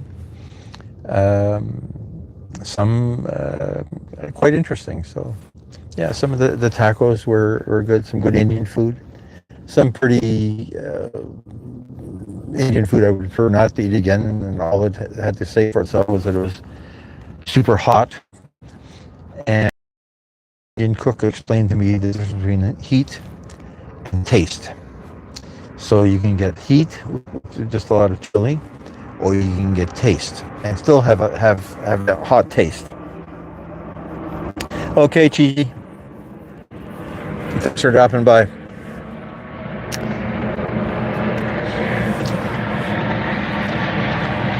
Yeah, so we're losing visitors. Let's see what happens if planes are going by. Planes are going by, people are going places, people are coming home from places.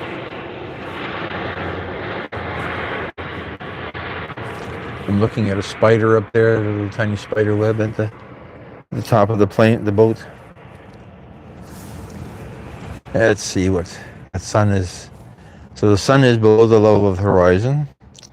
It's 6:43, and I've got 16 minutes to go if I want to make this a 2-hour live. So let's keep talking for 16 minutes and see if we can. Really love it if we could get a swan to come by and say hello. Still don't see one, but that would be wonderful if that were to happen. I hear people. I can't see what's going on behind me. I don't know if they're the party people or not. I guess if Pink Dress comes walking out, I don't see Pink Dress, so the party isn't over yet. Don't want to fall in the water with a pink dress on.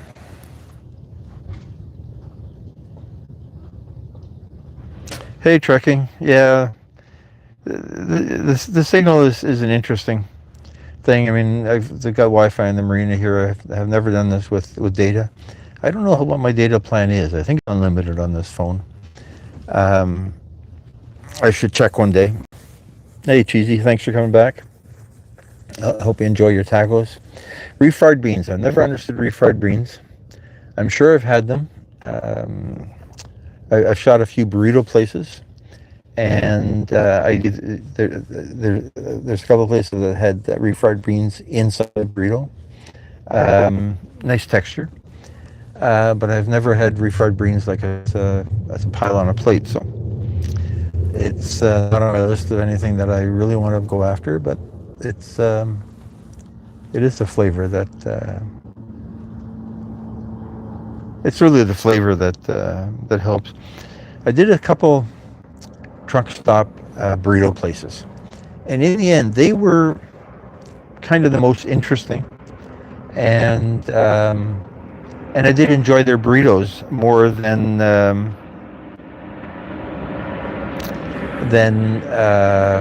I got a plane going by again.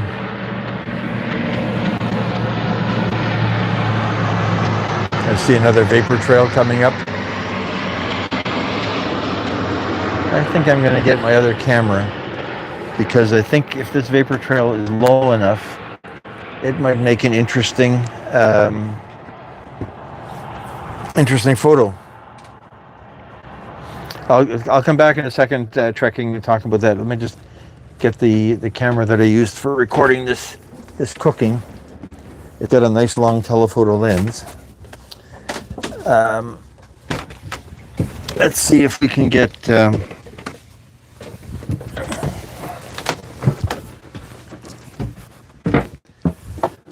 these vapor trails. So did I put the chip back in? I put the chip back in. Good. Let's see. Because as long as the sun is shining through the vapor trail at a good angle. It's very slow though. It's got a long way to go. I thought it was moving faster. Okay, let's see. Let's set this to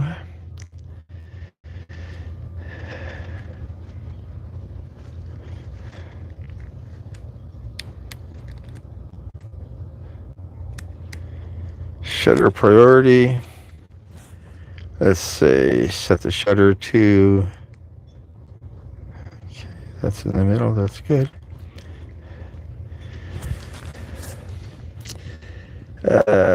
Shutter.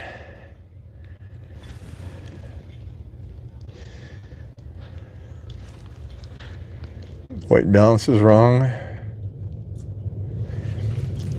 And let's just change the focus to be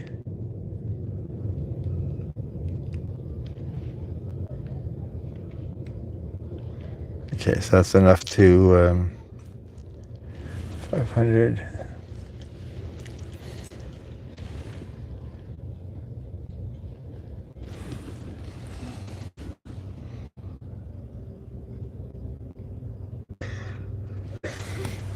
I thought it changed the focus to be okay. So expand the focus. So let's see when this vapor trail comes by.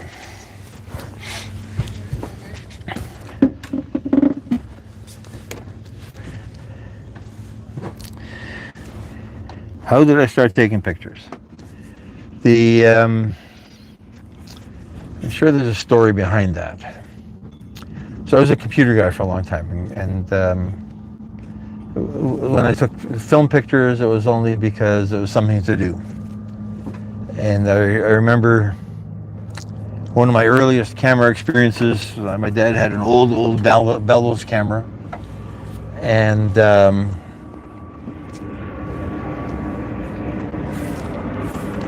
let's see. Okay, so this looks like a 4-engine plane overhead. I'm going to see if we can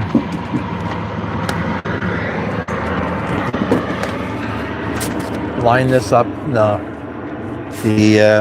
the propeller plane that's flying over isn't going to cut through the vapor trail. So my dad had his old Delos camera, and I was probably like 10 years old. I took it apart. Why? Who knows? It's the kind of thing I did. And then, of course, I never got it just back together again properly. Okay, so this is a 4-engine.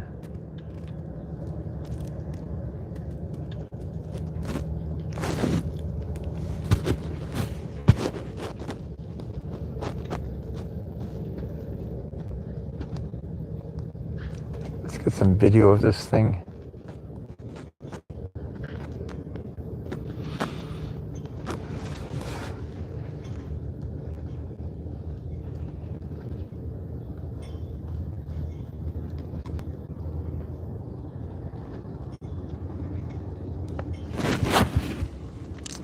It needs a bit of stabilization, but because then it got in the way. Both parts got in the way. Where did it go? Oh, it's gone.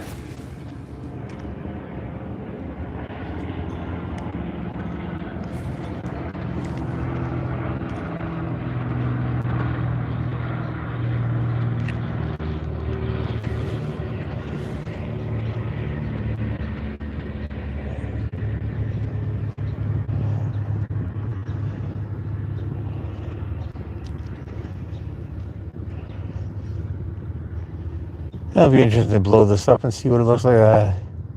It's losing focus. Yeah, it's losing focus.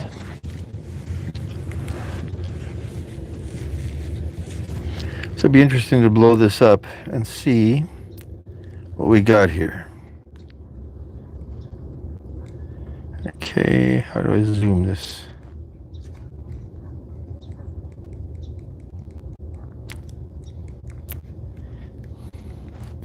I guess if I make a note of what time it is, it's 6:52.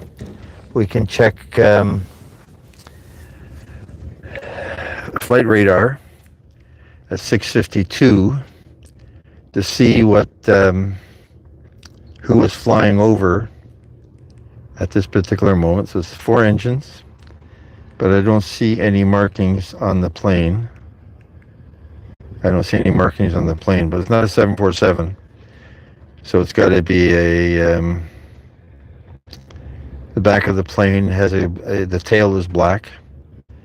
So it's got to be a Airbus A380. So that's the only other 4-engine plane that's coming through here on any kind of a regular basis. So we'll check the, I guess we can check right now to see what who's flying by at this particular time in life. So how do I start taking pictures? Anyway, so took the stupid camera apart, and so I got interested in it. And then when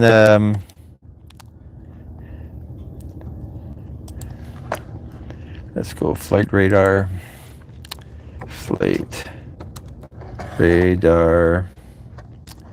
24.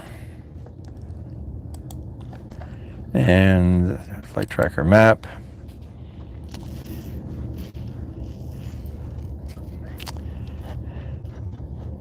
Sure, let's agree to anything that they want. Okay, so where is this? It's in Europe. Okay, come on, let's go back to Toronto. YYZ. Find Toronto.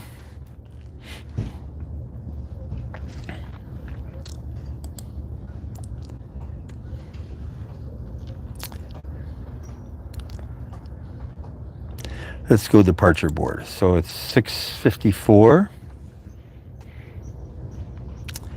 Who's departing? 6:54, 6:55, earlier flights. Plane would have left 15 minutes ago. 6:45, okay, let's go earlier.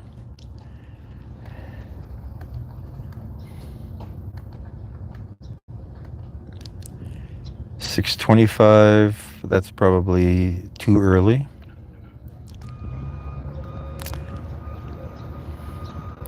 Okay, so Lufthansa 747.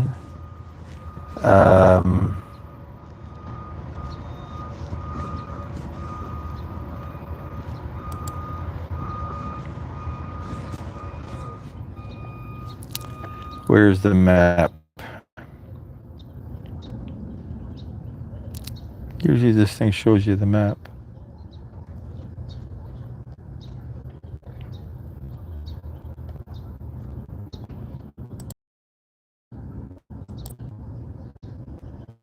No. I lost my plane.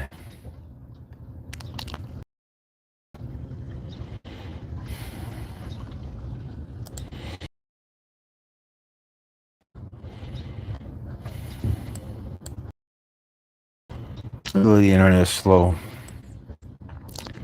Okay, so who's this here? AC? AC, Air Canada doesn't flying any 747s.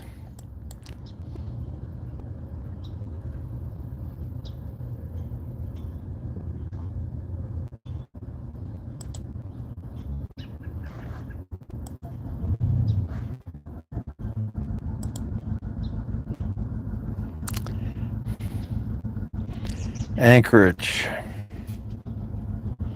So this is 747. So it could be 747 flying by Anchorage to New York. That makes sense. I thought the angle of the wings on a 747 was slightly different than that. Let's just take a snip of this.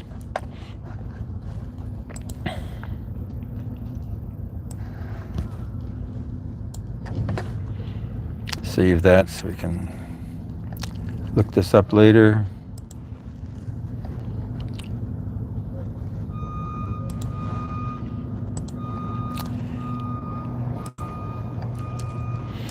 Yeah, so the plane could have been from and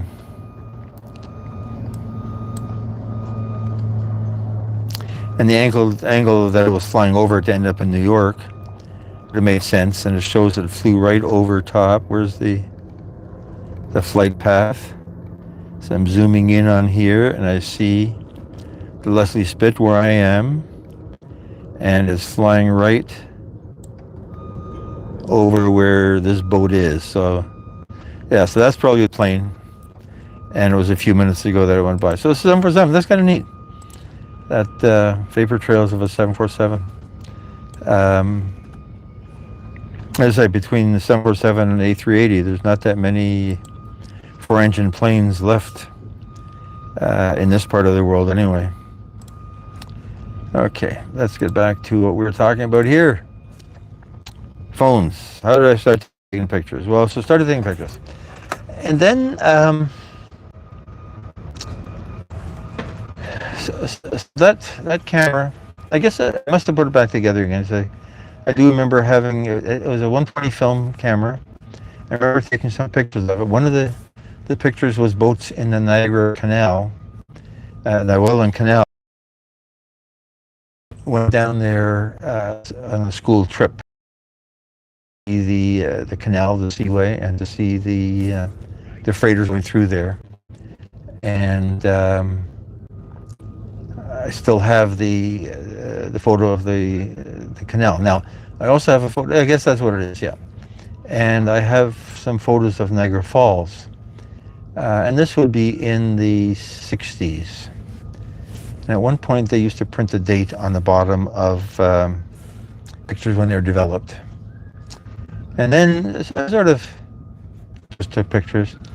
I was talking about trips to LA and California. And I remember some of the photos I have of that. Now, that would be later. That would be mid-70s. And I had this Russian Zenith camera. It was a 35 millimeter camera, and it had a solar cell on it, so it didn't need batteries. And I thought that was a rather interesting concept from a, just a toy technology point of view. And I have some of the pictures still of people on the beach, and I guess in those days people didn't care if you took their pictures. Because I remember I was sitting on the beach at one point, and I was probably sort of a geeky looking kind of guy. I might have had glasses, big black glasses at that. And I remember taking pictures of a bunch of on the beach, and they were posing for me and wanted to take their pictures taken. So it. I remember another LA trip. I was in maybe Santa Monica, and taking pictures of a kite festival. I still have some of those. I don't have any pictures of the Queen Mary. I remember we talked about the Queen Mary. So that was that. And I'm a computer guy. I used to be a computer guy. So at one point, Sony came out with a digital camera. Apparently, Kodak came out with the first digital camera, but I just got interested when it was Sony. And Sony, the pictures were recorded on our floppy disk. Now, I think at that point, I already had a digital video camera. Anyway, it was a digital. One of their XL cameras was a high 8, and one was somebody's heading out for an evening of partying. Maybe it's the birthday party people. Let's see if we can see if there's a pink dress on the front of the boat. I don't see any pink dress. Okay, so it might be a different party. And I bought this digital. I had a digital video camera that I was using for various things. There's some music videos I've talked about for a guy by the name of Dave McAdam. He's linked on the top of my page. One of the first music videos I did for him. And he's sort of a country-ish singer, but that song was about ships. And there's a plane overhead, but no vapor trails. So this was taken in Goderich, and I believe in the Welland Canal again. Because somewhere the ship was tied up at the dock, and we were talking to the cook, and the cook on that ship is included in the music video while he's singing about Great Lakes ships. And it's a nice song. I like the tune. He's a good singer. Still does sort of a nautical, marine-based themed songs and semi-country, semi-rock. And so I think I had that, and then, but it didn't take stills. It had a button called still, but all it did is it had a freeze frame of video.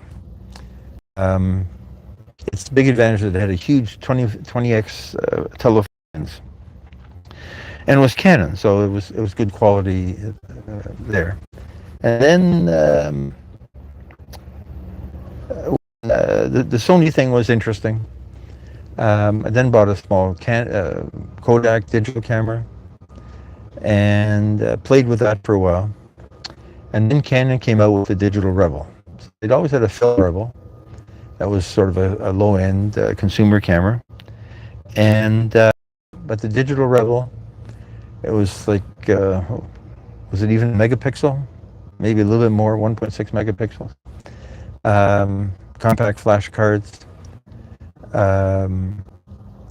But it took really good pictures. And that started doing photography for artists and musicians and so on for promotional purposes. And that led into all kinds of stuff. So, yeah, I've been taking pictures for a long time. So we're into the 2-hour mark. The sun's down. The birthday party people aren't coming back. It was breaking up a little bit. So I think what I'm going to do is sort of bring this adventure to an end. Helicopter coming overhead. Is he going to come and visit us?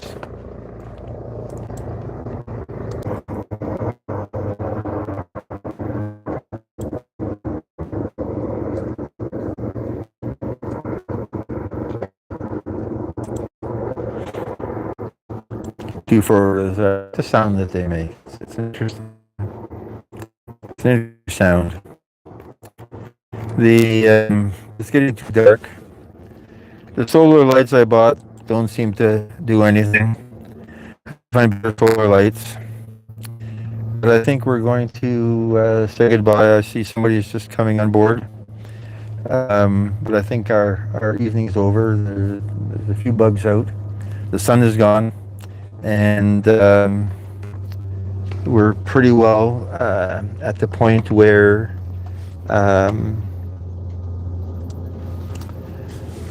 it's going to become not that nice to